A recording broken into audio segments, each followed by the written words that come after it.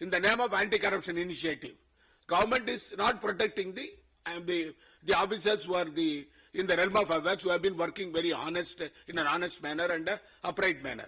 For that, we said opportunity is given to that officer.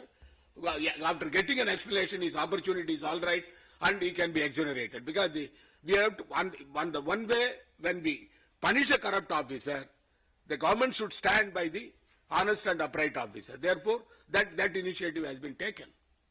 Then the whistleblowers, you are remember, every time I see in the media, the people who are exposing corruption, either in the public sector undertakings or in the government offices, by sending letters, there is threat to their life. Therefore, the whistleblowers bill has been framed. Standing committee has approved it. It was passed in the Lok Sabha. Now it is before the Rajya Sabha. We are trying to pass that bill. Then India became a member of the United Nations. The corruption against the UN Convention against Corruption. In May 2011, India joined as a formal member, and several initiatives have been given in that as an anti-corruption initiative. The number one, the UN Convention says the prevention of bribery by foreign public officials and the officials of public international organizations. This is one grey area which was not touched earlier. Now we are procuring materials and the weapon system from other countries. The officers have got immunity. Now by bringing this bill, the officers of the foreign countries, if they are involved in corruption in India, they can be tried here, not in their country. This is one of the major initiatives we have taken. Then the Prevention of Corruption Act 1988, if you go through, you can find the bribe giver is punished. Bribe taker is punished. As far as bribe giver is concerned, it's a grey area. The bribe taker is the officer who is getting money, or even the political person who is receiving money, or any other person who is receiving money is punished. But the person who gives a bribe, it is a grey area. Therefore, now we are amending the Prevention of Corruption Act, bringing even the bribe giver also to be punished. This is another initiative we have taken. Therefore, in the anti-corruption amendment, I would like to elaborate little further, because I was told the service delivery mechanism is not up to the mark in our country. This is the breeding ground for corruption. This is very important, because we took a lot of initiative in that regard. The service delivery bill, time-bound delivery of services to the public, services and the goods and services, and also the person who is not delivering the services, how to take action against them. The bill has been introduced in the Parliament. It went to the Standing Committee. Standing Committee gave recommendations. Now we are going to debate that bill in the Parliament. This is, to my mind, this is more than Lokpal bill. Because if a petition is given by a common man, that services to be delivered to him, within 30 days, the officer who is in charge, grievance redress officer, has to deliver the services to him within 30 days, failing which he can file appeal before the designated authority, and thereafter state commission. So also at the central level, it is in the model of the RTI, Right to Information Act. Therefore, the people can be rest assured the services will be delivered to them within the fixed time frame if the bill is implemented. Therefore, we are trying to push this bill as early as possible. There is one area where we found, because the the government servants and the people who are involved in corruption, we are taking action against them.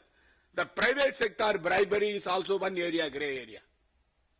There we are bringing an amendment in the Indian Penal Code, punishing the people who are involved in the private sector corruption, because now the corporate offences are coming. Lot of investments are coming in our country, and apart from that, the private sector is going and investing in other country. in the course of transaction, the government loses. The people who are involved in corruption, the private sector side, we are taking action against them. This is the anti-corruption initiative, what our government is doing. Then another area where the welfare of the government servants. That is very important. There we have the Officers Association, then from time to time changing the rules for the purpose of assisting the government, helping the government servants. Then the family members, because I will circulate a paper, by paucity of time, I will not be able to give you the pension benefits. The lot of changes have come in the pension process of the government servants and their family members. If the government servants dies in harness, and his family members, how they are giving protection, how the pension is raised, because pension that was given long back, how it has been modified, how it has been increased. After the 6-pay recommendation, how things have improved. That also we will circulate a paper. There you can see how the pension schemes have been implemented. Then finally, before the concluding on in the initial remark, the e-governance program has been pushed by our ministry. By that, various state governments have been, our ministry being the nodal agency, we would like to have the paperless office. For that, we are taking the initiative, and we are going to the district level and also the state level, organizing the seminars and conferences. I went to Bihar, I went to Orissa, I had been to Rajasthan along with our secretary, and also in Maharashtra, and also southern part of India, Karnataka. We have gone to several states requesting them and making them, because 3% of the budget has been provided by the state governments for the e-governance program. Therefore, that we are doing it. And the SCOVA, that is about the government servants who retired from service, earlier it was once in a year, the associations will be called for the purpose of deliberations. Now we made it very clear, we should meet twice in a year. And we preside over the meeting. Myself and my secretary, additional secretary, we sit with them, hear their grievances, and try to resolve the pensioners' issues. And the other organization which are our the administrative control is CBI, Vigilance Department, UPSC, and Staff Selection Commission. I would like to tell you about 21 lakh applications were received by UPSC, and more than 69,000 posts have been filled up in the last year. The Staff Selection Commission, we have filled up so far in up to 2012-13. We made everything online, application online. Then after writing the examination, the reply will be, the answer paper will be put in online. People can see whether there was meddling on that or not. Then certificate will be given online. The people need not come to them. If they want a review of the answer paper, if they send online, then we will review it and then give reply. This has been made about 90%, 85 to 90% in the Staff Selection Commission. We made it possible. And now more than 61,000 the people have been appointed in the last year by the Staff Selection Commission, which was not even 9,000 4 years back.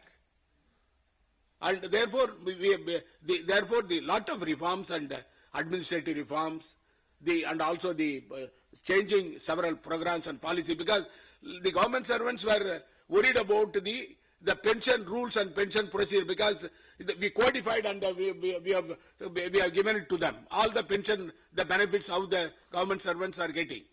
Therefore, our ministry, being one of the important ministry, for the purpose of not only for running the administration and also for the training program, the promotion, then the disciplinary proceedings, termination of service, and because CBI, you may ask several questions about CBI, I cannot answer because we are only the administrative ministry as far as CBI is concerned.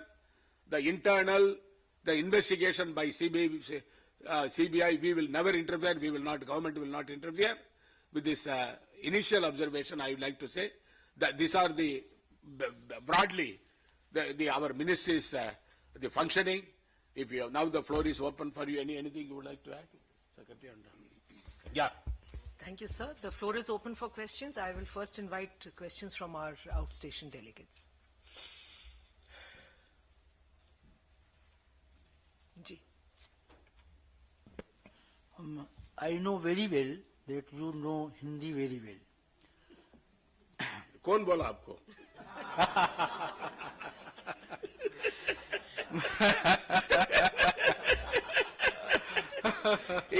Thank you. मैं ये जानना चाहता हूं कि जो Lokpal bill under consideration है उसमें क्या आपने प्राइवेट सेक्टर को भी लिया हुआ है उनके करप्शन को देखने के लिए? अभी पब्लिक सेक्टर तो है लेकिन प्राइवेट सेक्टर को भी लिया है? अभी आपको मालूम है लोकपाल अभी ये सरकारी कर्मचारी के खिलाफ, ये पॉलिटिशियन के खिलाफ